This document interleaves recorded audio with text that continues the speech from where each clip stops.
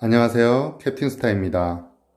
오늘 나누고 싶은 책 이야기는 아들러식 이기는 대화법을 통해 당신은 누구에게나 신뢰받는 사람이 된다고 얘기하는 책. 바로 이기는 대화를 위한 아들러의 결정적 말 한마디라는 책입니다. 이 책이 꼭 필요한 사람은 낯가림이 심한 사람, 말주변이 없는 사람, 회의와 미팅이 두려운 사람, 누군가와 가까워지고 싶은 사람, 이런 사람들에게 권하는 책입니다. 이 책을 지은 저자 이와이 도시노리는요, 와세다 대학을 졸업한 후 외국계 회사를 거쳐 1985년 휴먼 길드를 설립한 분입니다. 아들러 심리학 전문 카운슬링 지도자로 휴먼 길드에서 아들러 심리학을 바탕으로 상담을 하시는 분이네요. 예전에 우리나라에서도 한참 베스트셀러가 된 책이 있었죠. 바로 아들러 심리학에 기반한 미움받을 용기, 이런 책에서 그전까지 생소했던 아들러 심리학에 대해서 상당히 많은 화제가 되면서 이야기가 됐었는데요. 좀 더 구체적으로 아들러 심리학을 기반으로 해서 이기는 대화. 근데 여기서 꼭 이기는 대화라는 게 상대를 짓누르고 나의 승리를 보장하는 그런 대화가 아니라 자기와 함께 상대방에도 용기를 주는, 정말 서로가 윈윈할 수 있는, 서로가 상생할 수 있고 동반 성장할 수 있는 그런 대화를 나누는 얘기를 하고 있습니다.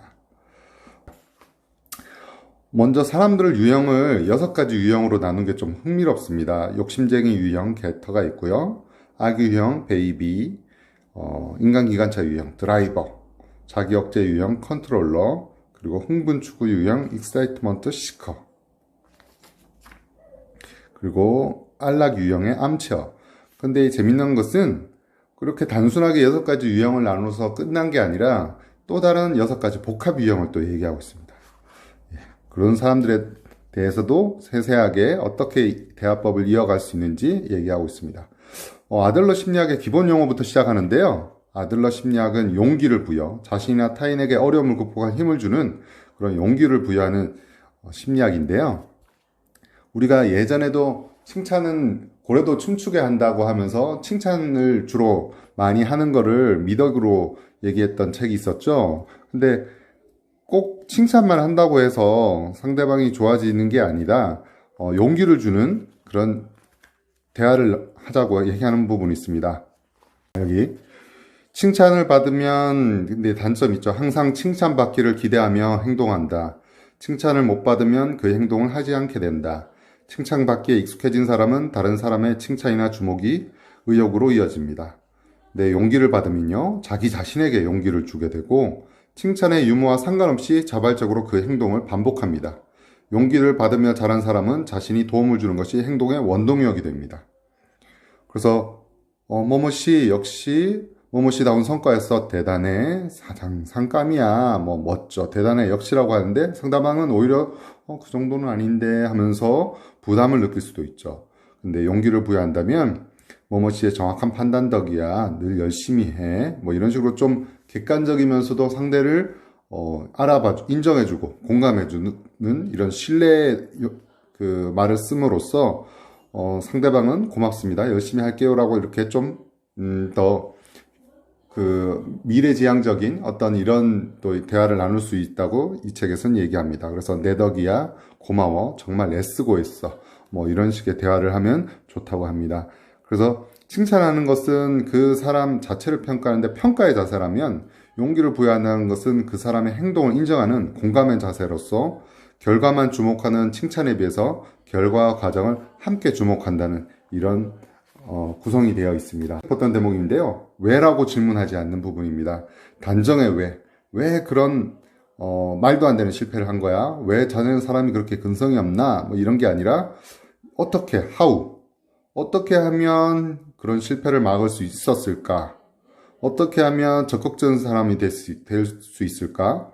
그리고 이런 단정의 왜가 아니라 물음의 왜 어떤 상품의 매출이 줄어들까? 뭐뭐씨는 왜 오늘날처럼 회사를 궤도에 올렸다고 생각하십니까? 이런 좀 어떻게에 가까운 물음의 왜를 쓰자는 겁니다. 이 왜를 잘못 쓰게 되면 상대방을 몰아세우고 좀 힐난하는 그 사람 구석에 몰아세워서 공격하게 되는 그런 어투를 쓰게 될 수도 있는데요. 그런 것을 피해서 상대방에게 용기를 주는 그런 말을 쓰자는 내용입니다.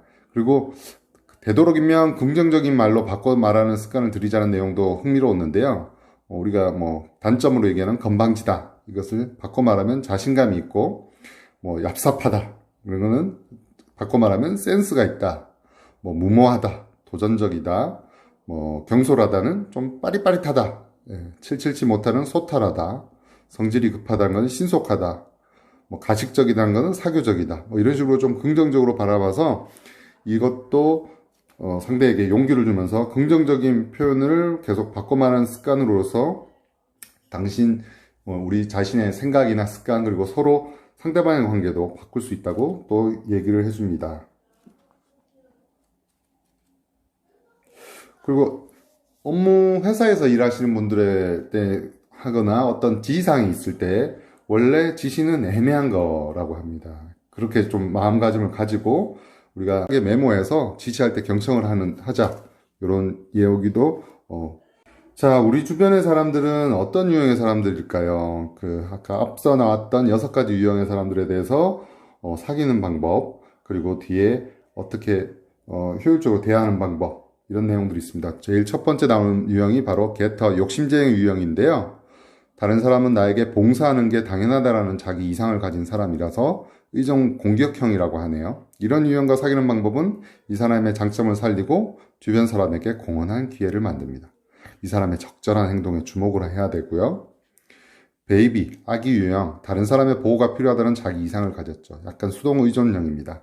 이런 유형과 사귀는 방법은 중간 조정자 역할을 맡기고 리더십 훈련을 하게 하고 능력을 인정한다는 것을 전해주는 게 좋다고 합니다.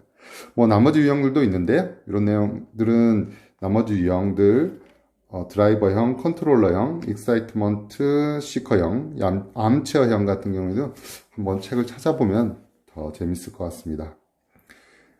자, 회사를 그만두고 싶다는 직장 동료의 마음의 소리를 들으면 그만두면 어쩔 건데 힘들어도 먹고 살아야 할 거 아니야 이렇게 하기보다는 지난번에 말한 상사 때문에 많이 힘들구나 계속 그런 상황이야 나한테라도 이야기해봐 이런 식으로 대화를 해보고 부정적인 왜가 아니라 긍정적인 어떻게 하면을 사용하자고 얘기합니다.